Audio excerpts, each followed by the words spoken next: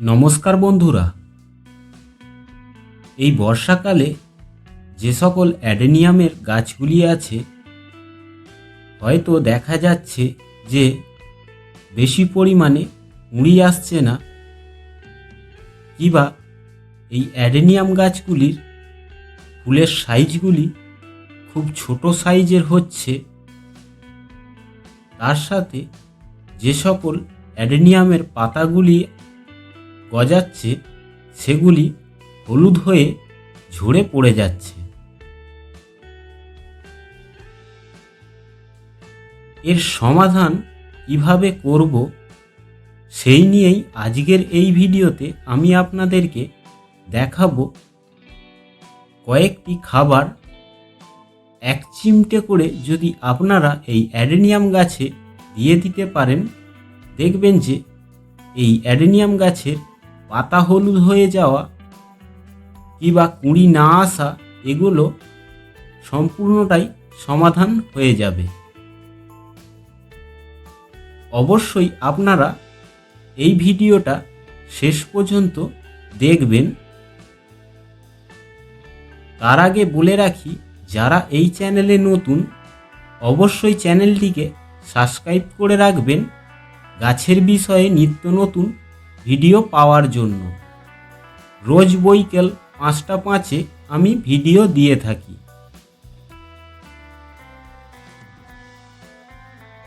নমস্কার বন্ধুরা, আমি নবীন, আপনারা দেখছেন সেফ গার্ডেন।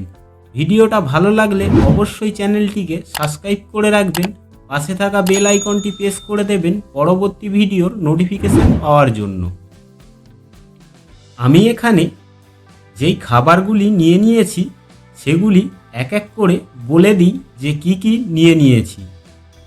যেমন এখানে আমি হাফ চামচ মতো আইসক্রিম চামচের এপসম সল্ট নিয়ে নিয়েছি। এটা গাছের পাতাকে সবুজ করে রাখতে খুবই সাহায্য করে। এটা আমরা গাছেতে স্প্রে হিসেবেও ব্যবহার করতে পারি। তার সাথে নিয়ে নিয়েছি হাফ চামচ মতো লাল পটাশ। এটা গাছে ফুল আনতে খুবই সাহায্য করে।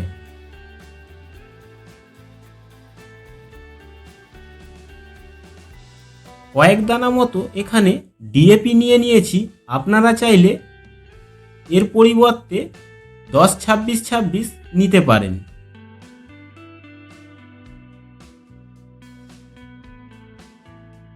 তার সাথে কিছু নিয়ে নিয়েছি দানা অনুখাদ্য, কয়েক দানা মতো।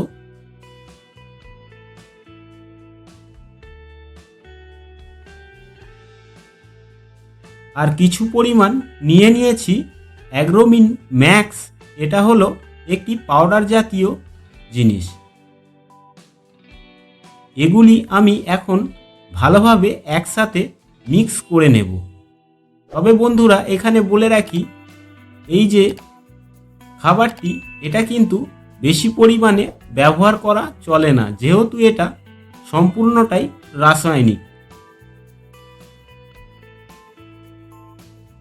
এটা আমাদের গাছে খুবই কম পরিমাত্রায় দিতে হবে।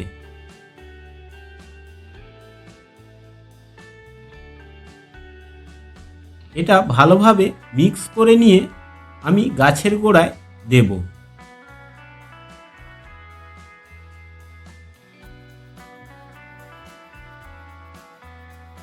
এর আগে আমি এই গাছটিতে ব্যবহার করেছিলাম। আপনারা হয়তো দেখতেই পাচ্ছেন যে গাছের পাতাটি কত সুন্দর সবুজ হয়েছে, তার সাথে কুঁড়ি আসতেও শুরু করেছে। অবশ্যই আপনারাও এটা মাসে একবার কিংবা 15 দিন অন্তর একবার করে যদি দিতে পারেন, দেখবেন রেজাল্টটা খুব ভালো পাবেন। দেওয়ার আগে টবের মাটির আগাছাগুলি ভালোভাবে পরিষ্কার করে নেবেন।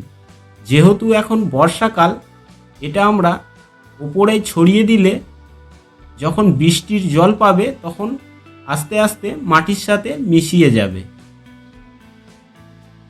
এই বর্ষাকালে কিন্তু কোনো রকমভাবে টবের মাটি কুচলানোর কোনো রকম দরকার নেই।